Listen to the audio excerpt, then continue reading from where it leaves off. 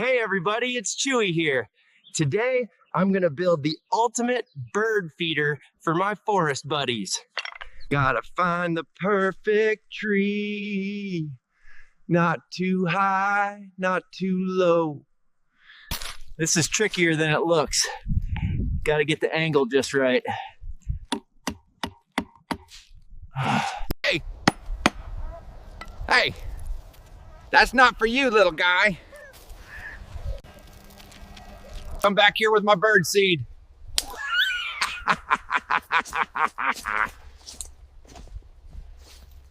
Finally got it up there. Now let's see if the birds.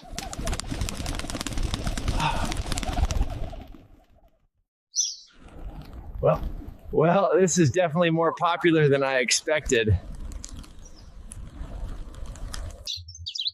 So that's how you build a bird feeder in Bigfoot style.